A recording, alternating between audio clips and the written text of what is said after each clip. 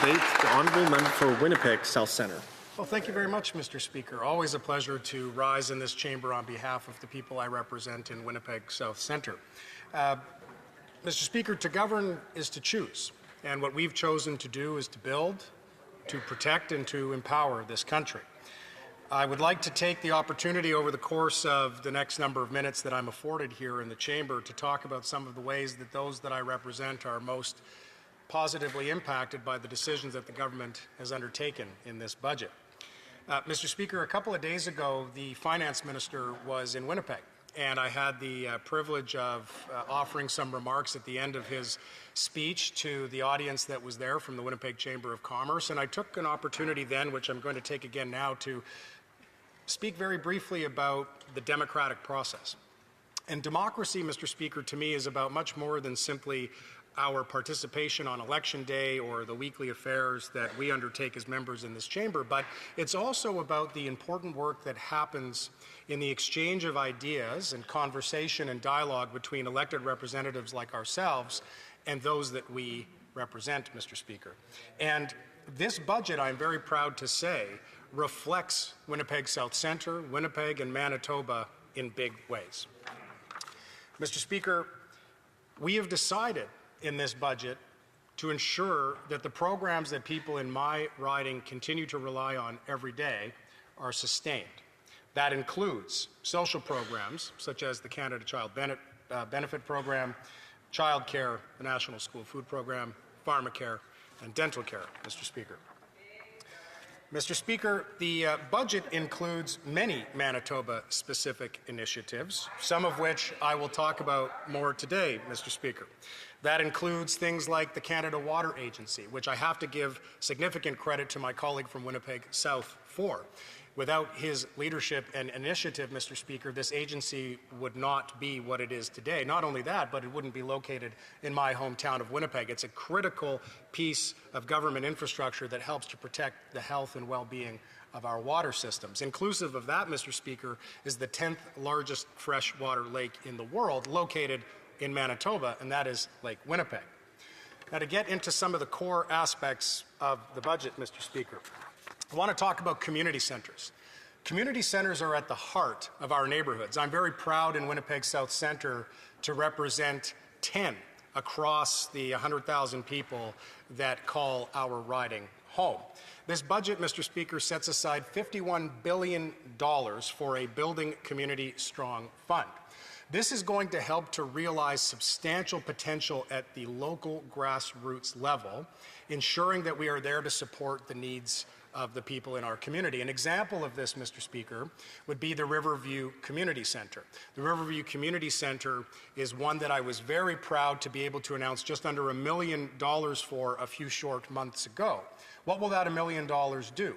It will help ensure that there are new spaces that are renovated not only using incredibly sustainable materials and environmentally friendly processes, but in addition to that, Mr. Speaker, what it's going to do is ensure that there is more space that will allow for the generation of revenue at the local level. That means that there are more places for parents to use, whether it be for dance initiatives, different clubs, sporting events, musical activities, but it also means that the community center can earn some revenue off of that, which it can then in turn invest back into the community. Mr. Speaker, this Building Communities Fund is going to help support dozens and dozens and dozens of Riverview community centers across this country, and I'm proud that that has been included in this budget. Mr. Speaker, I'm going to shift for a moment to healthcare.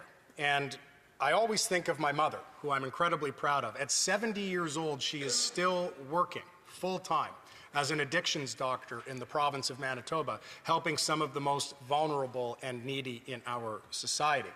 Mr. Speaker, like many of my colleagues in this place, many of whom have talked openly about the challenges that their family members and friends and colleagues have faced, I too have had experiences with close relatives and family members that suffer from mental health and addiction challenges.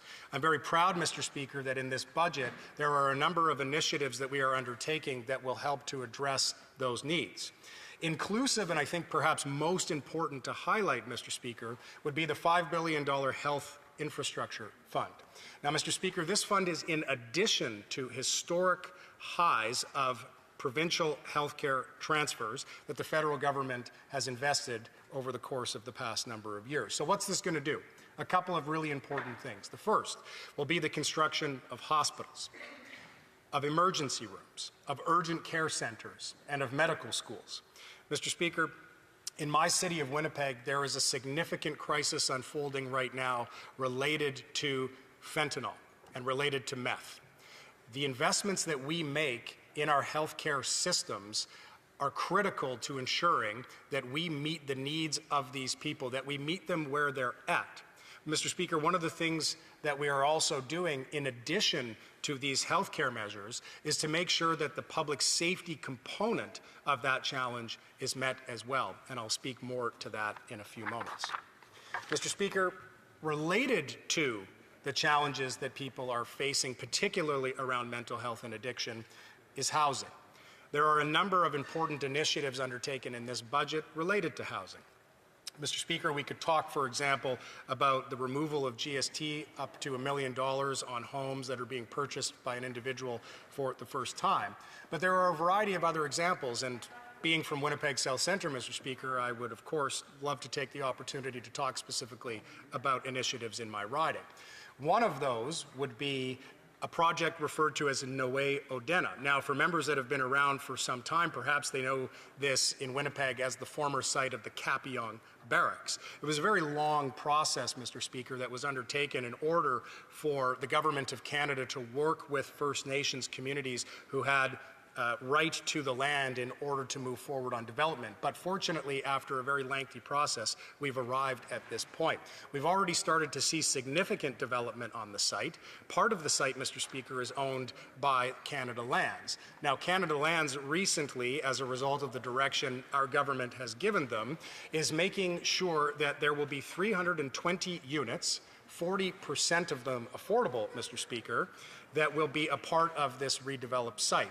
That is what will eventually be part of a total of 2,100 housing units across the full site.